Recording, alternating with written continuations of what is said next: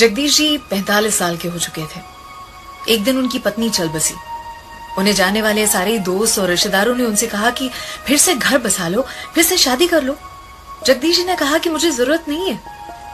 मेरी पत्नी का दिया हुआ सबसे बेहतरीन तोहफा है मेरे पास, मेरा बेटा। उसे सफल बना पाऊं, मेरा जीवन अपने आप सफल हो जाएगा। जगदीश जी ने उसे अच्छे से पाल पोस कर बड़ा किया। बड़ा हुआ तो उसकी धूमधाम से शादी भी की। अपना वेल सेट बिजनेस अपने बेटे के नाम कर दिया और खुद रिटायर हो गए। 1 साल हुआ होगा इस बात को, और एक सुबह जगदीश जी थोड़ा जल्दी अपना नाश्ता करने बैठे हुए थे। उन्होंने कहा अपनी बहू से कि बेटा, ये पराठे थोड़े रूखे सूखे लग रहे हैं, थोड़ा सा दही मिलेगा क्या, 1 कटोरी भर, अगर है तो। बहू ने साफ कह दिया कि पिताजी, दही तो बिल्कुल नहीं है। अब जब ये कहा तो बेटा नाश्ता करने टेबल की ओर ही आ रहा था, उसने सुन लिया।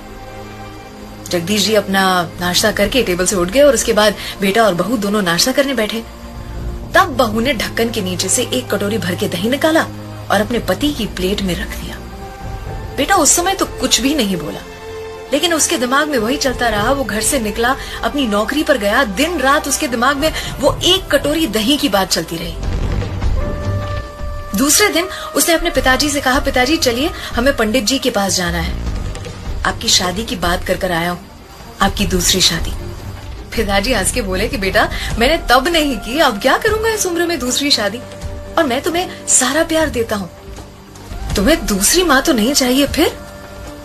बेटे ने कहा कि पिताजी, ये मैं अपनी दूसरी माँ लाने या आपके लिए दूसरी पत्नी लाने के लिए नहीं कर रहा हूं, ये मैं इसलिए कर रहा हूं ताकि आपको अपने हिस्से का 1 कटोरी दही रोज बराबर मिलता रहे। कल से मैं और मेरी पत्नी एक किराए के घर में रहने जा रहे हैं और मैं आपकी ही ऑफिस में काम करूंगा, पर एक कर्मचारी के तौर पर। पगार मिलेगी मुझे ताकि मेरी पत्नी को 1 कटोरी दही की कीमत सही से पता चले।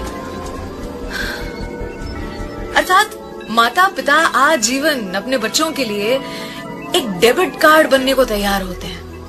बच्चों को कब अक्ल आएगी कि वो माता पिता के लिए आधार कार्ड तो बने।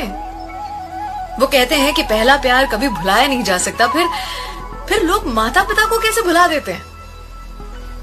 अगर आपको ये कहानियां पसंद आती हैं तो रोज सुबह 7 बजे मुझे आपका इंतजार रहेगा, ओनली ऑन 94.3 माय एफएम। सलाम, दुआ, वणकम, प्रणाम, सत श्री अकाल, केम छो सारू छे, अमदावाद आखोई मारू छे। अर्चना की ओर से